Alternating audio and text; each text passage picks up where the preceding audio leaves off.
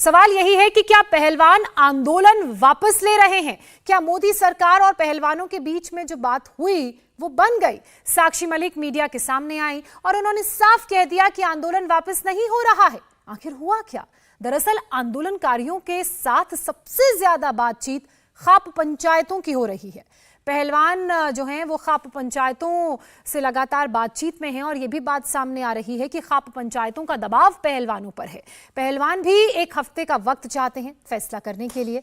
अगले कुछ दिन अहम रहने वाले हैं। इन दिनों कई राउंड की बातचीत होगी, कई जगह बात होगी। क्या क्या अब तक इस पूरे मामले में हुआ है, पूरी जानकारी आप हमारी इस रिपोर्ट के जरिए लीजिए। आंदोलन खत्म, नौकरी के साथ न्याय के लिए सत्याग्रह जारी। साक्षी मलिक, बजरंग पुनिया, विनेश फोगाट तीनों रेलवे में नौकरी करते हैं। तीनों नॉर्दर्न रेलवे के स्पोर्ट्स डिपार्टमेंट के ओएसडी के पद पर तैनात हैं। तीनों दिल्ली रीजन में ही पोस्टेड हैं। साक्षी बड़ौदा हाउस में बैठती हैं तो विनेश और बजरंग पुनिया दिल्ली के किशनगंज एकेडमी में बैठते हैं। तीनों ने अपनी अपनी नौकरी को ज्वाइन कर लिया है। साक्षी मलिक ने ट्वीट किया, बता दिया कि आंदोलन खत्म नहीं हुआ बल्कि नौकरी की जिम्मेदारियों के साथ इस लड़ाई को आगे बढ़ाएंगे पहलवान।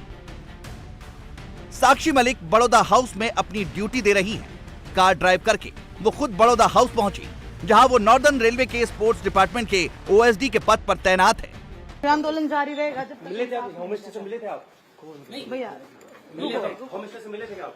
हाँ नॉर्मल बातचीत हुई थी, बाकी परसों मिले थे आप? हाँ शिकायत वापस लिए नाबालिग ने? मैं बता नहीं ये मैम, तो अभी नौकरी आपने ज्वाइन कर ली है? अब आपने नौकरी ज्वाइन कर ली ये है? हमारे आंदोलन को कमजोर करने की सारी बातें हैं। ना तो नाबालिग ने अपनी कंप्लेंट वापस ली है, ना ही हम धरने से वापस हटे हैं, मतलब प्रोटेस्ट से वापस हटे हैं। हमारी लड़ाई जारी रहेगी जब तक इंसाफ नहीं मिल जाता। तो अभी अब आप नौकरी पे रेगुलर रहेंगे अब, या फिर से कहीं धरना प्रदर्शन आपने करना है या खाप पंचायत का सहारा वो लेना जो भी होगा ना आगे वो हम आपको बता देंगे, जैसा भी रहेगा सारा आपको आगे की रणनीति और सब हम बता देंगे। है? 6 बजे आप अपनी बात रखना चाहेंगे टीवी 9 पे?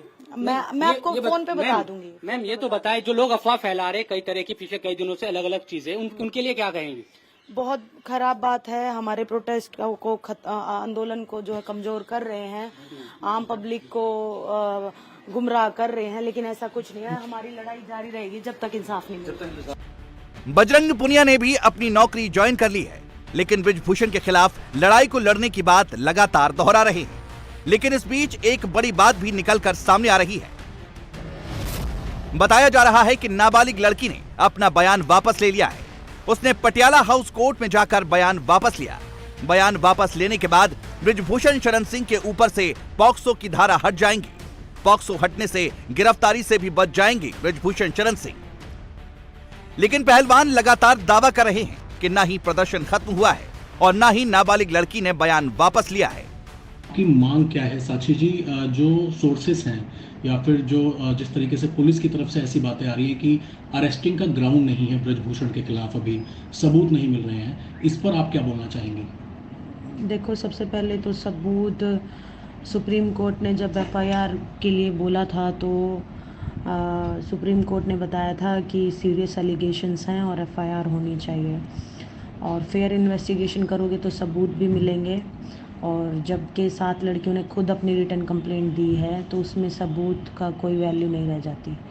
जब लड़की खुद आके बोल रही है, पॉस्को एक्ट लगा है, एक नाबालिग का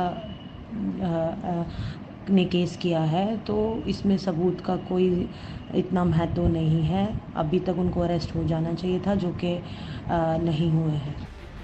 पहलवान अभी भी बृजभूषण की गिरफ्तारी की मांग पर अड़े हैं। अपनी इन्हीं मांगों को लेकर उन्होंने गृह मंत्री अमित शाह से मुलाकात भी की थी। ये मुलाकात दिल्ली में ही अमित शाह के सरकारी बंगले पर हुई थी। बताया जा रहा है कि इस मुलाकात में पहलवानों की ज्यादातर मांगे भी मान ली गई। WFI को सस्पेंड किया जाएगा। जल्द ही WFI का चुनाव होगा। महिला कुश्ती संघ की अध्यक्ष महिला होगी। आरोपी कोच को हटाया जाएगा। लखनऊ और गोंडा में महिला रेसलर का ट्रायल नहीं होगा। 28 मई को नए संसद भवन के उद्घाटन के दौरान हुए विवाद में जो भी केस महिलाओं पर दर्ज किए गए वो वापस लिए जाएंगे। सूत्रों के मुताबिक ये वो मांग थी जिनको मान लिया गया है। महिला पहलवानों ने बृजभूषण शरण सिंह पर जो भी आरोप लगाए हैं उसकी जांच कानून के मुताबिक ही होगी।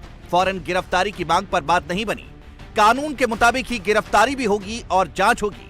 रेलवेज़ में प्रोटेस्ट के साथ साथ, आंदोलन के साथ साथ मेरी कुछ जिम्मेवारियां हैं, तो इसीलिए मैं कुछ काम संभालने आई हूँ। ये खबरें कहाँ से आई कि आप आंदोलन से अब हट गई हैं? मुझे नहीं पता ये खबर कहाँ से आई है। ये हमारे जो आंदोलन को है उसको कमज़ोर करने के लिए और उसको नुकसान पहुंचाने के लिए सारी अफवाहें हैं, जो कि बहुत सरासर गलत हैं। हम बिल्कुल भी पीछे नहीं हटे हैं और ना ही हटेंगे। पहलवान साफ साफ कह रहे हैं कि वो नौकरी पर भले ही लौट गए हैं, अपनी जिम्मेदारी निभा रहे हैं, लेकिन लड़ाई अभी बाकी है। ये लड़ाई इंसाफ मिलने तक चलती रहेगी, फिर चाहे वो साक्षी मलिक हो, बजरंग पुनिया हो या फिर विनेश फोगाट। सभी एक सुर में सोशल मीडिया पर वही बात दोहरा रहे हैं। बताया जा रहा है कि बजरंग पुनिया ने 30 मई को ही नौकरी ज्वाइन कर ली थी, लेकिन वो संडे के दिन यानी 4 जून को सोनीपत की रैली में पहुंचे थे। पहलवानों के समर्थन में लगातार पंचायतें हो रही हैं। 1 जून को यूपी के मुजफ्फरनगर में पंचायत हुई, 2 जून को हरियाणा के कुरुक्षेत्र में पंचायत हुई, 4 जून को हरियाणा के सोनीपत में महापंचायत हुई। इसमें बजरंग पुनिया भी पहुंचे थे। बजरंग पुनिया ने कोई बड़ा फैसला इस पंचायत में लेने से मना किया था। 3-4 दिन में एक बड़ी पंचायत की बात कही थी, तो क्या 3-4 दिन में कोई पंचायत होगी या फिर खिलाड़ी नौकरी करते हुए सत्याग्रह के जरिए ही न्याय की लड़ाई लड़ेंगे? हम ये लड़ाई लड़ेंगे और अपनी आखिरी सांस तक लड़ेंगे जब तक न्याय नहीं मिल जाता। तो बस यही है जो हमारा समर्थक हैं, पूरे भारत देश से जो हमें समर्थन मिल रहा है, समर्थन ऐसे ही बनाए रखो और हम ये लड़ाई ज़रूर जीतेंगे। और आंदोलन हमारा जारी है, सत्याग्रह हमारा जारी है। बस जो ये होल्ड आया है ये इसीलिए है कि थोड़ा प्लानिंग कर रहे हैं कि आगे हम इसको कैसे बढ़ा सकते हैं, क्योंकि बहुत कठिनाइयाँ आ रही हैं बीच में, बहुत सारी चीज़ों से हमें गुजरना पड़ रहा है। आज पूरा दिन मेंटली इतना हम डिस्टर्ब रहे हैं। कुरुक्षेत्र की पंचायत में तो सरकार को 9 जून तक का अल्टीमेटम दिया गया था। लड़ाई को आर पार करने की बात दोहराई गई थी। पश्चिमी यूपी से लेकर हरियाणा के किसान नेता हों या फिर विपक्षी नेता, सभी को बृजभूषण के बहाने बीजेपी विरोध का भी मौका मिल गया था।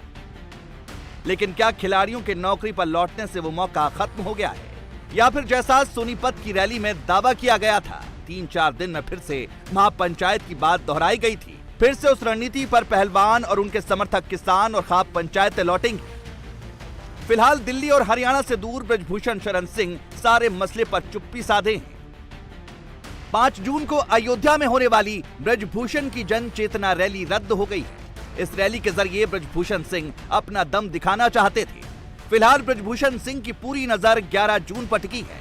ये रैली कैसरगंज के कर्नलगंज में होगी। कैसरगंज से बृजभूषण शरण सिंह सांसद हैं। ये रैली मोदी सरकार के 9 साल पूरा होने पर हो रही है, लेकिन इस रैली में बृजभूषण शरण सिंह अपना दम दिखाने की भी कोशिश करेंगे। इस रैली में इलाके के विधायक, बीजेपी कार्यकर्ता और पदाधिकारी भी शामिल होंगे। बृजभूषण पर केस दर्ज है। मामले की जांच दिल्ली पुलिस कर रही है। बृजभूषण का बयान भी दर्ज हो चुका है। पहलवान लगातार बृजभूषण की गिरफ्तारी की मांग कर रहे हैं। बृजभूषण और उनके समर्थक इस लड़ाई को एक परिवार और एक अखाड़ा और एक जाति से जोड़ रहे हैं। खासकर दीपेंद्र हुड्डा पर तो बृजभूषण सीधे अटैक कर रहे हैं। दीपेंद्र हुड्डा हरियाणा के बड़े जाट नेता हैं। 2024 के लिहाज से अगर हरियाणा की बात करें तो हरियाणा में 25% जाट वोट है। हरियाणा में लोकसभा की कुल 10 सीटें हैं। इन 10 सीटों में से 5 सीटों पर जाट सीधा प्रभाव रखता है और हार जीत तय करता है। बीजेपी के लिए यही बड़ी चुनौती है। 24 के चुनाव में हरियाणा में जाट वोटर काफी अहम होगा। हरियाणा वर्सेस यूपी तो हो ही रहा है, जाट वर्सेस राजपूत भी शुरू हो गया है। बृजभूषण के मसले पर सियासी पार्टियां अपना नफा नुकसान भी देख रही हैं। कैसे, इसे भी समझिए। हरियाणा में लोकसभा की कुल 10 सीट है, जिसमें से 5 सीटों पर जाट वोटर निर्णायक भूमिका में है। लेकिन जाट वोट के 3 दावेदार हैं भूपेंद्र सिंह हुड्डा, INLD के अध्यक्ष अभय चौटाला और JJP के अध्यक्ष दुष्यंत चौटाला। तो वहीं जानकार बताते हैं कि बृजभूषण सिंह यूपी के जिस इलाके से आते हैं, उस इलाके की करीब 5 लोकसभा सीट पर उनका असर है। 3 सीट से तो बृजभूषण खुद सांसद भी रह चुके हैं। बृजभूषण जिस इलाके से आते हैं वो ठाकुर बाहुल्य इलाका माना जाता है। यही वजह है कि हरियाणा से लेकर यूपी तक बीजेपी के नेता बृजभूषण शरण सिंह के मुद्दे पर खामोश है। न्यायिक जांच की बात दोहरा रहे हैं। अब एक समीकरण हरियाणा का और समझिए। हरियाणा में करीब 25% जाट वोटर हैं। बावजूद इसके बीजेपी ने गैर जाट सीएम मनोहर लाल खट्टर को बनाया है। बीजेपी हरियाणा में गैर जाट पॉलिटिक्स पर फोकस करती है क्योंकि जाटों पर 3 बड़े दावेदार हैं। हरियाणा में बीजेपी इस चुनौती से 24 में कैसे पार पाएगी? क्या उसका गैर जाट समीकरण फिर से उसे 10 में से 10 सीटें दिलाएगा? लेकिन उससे पहले बीजेपी के सामने चुनौती राजस्थान है। राजस्थान में जाट बिरादरी का काफी बड़ा वोट बैंक है। राजस्थान के जाट नेता हनुमान बेनीवाल लगातार खिलाड़ियों का समर्थन कर रहे हैं। राजस्थान में लोकसभा चुनाव से पहले ही 2023 में विधानसभा का चुनाव है। राजस्थान में करीब 15% जाट है जो विधानसभा की 50 से 60 सीटों को प्रभावित करते हैं। राजस्थान विधानसभा चुनाव में औसतन 20% विधायक जाट जाति के होते हैं। जाटों की गोलबंदी करने में जयंत चौधरी भी जुटे हैं। 2022 के विधानसभा चुनाव में लाख कोशिश करने के बाद भी जयंत चौधरी जाटों को अपनी तरफ नहीं कर पाए, लेकिन पहलवानों के मुद्दे पर वो खुलकर सामने हैं। भले ही उनके गठबंधन के साथ ही अखिलेश खुलकर कुछ ना बोल रहे हो, लेकिन उसकी वजह भी जान लीजिए। बृजभूषण शरण सिंह 1991 में गोंडा से पहली बार सांसद चुने गए। 1999 में दूसरी बार गोंडा से सांसद चुने गए। 2004 में बलरामपुर से बीजेपी के सांसद चुने गए। 2009 में समाजवादी पार्टी से कैसरगंज से चुनाव जीते। 2014 और 2019 में फिर से बीजेपी के टिकट पर कैसरगंज से चुनाव जीते। 1996 में जब वो जेल में थे तो उनकी पत्नी गोंडा सीट से बीजेपी के टिकट पर चुनाव लड़ी थी और चुनाव जीती थी। मतलब 1991 से बृजभूषण का परिवार कभी भी कोई चुनाव नहीं हारा।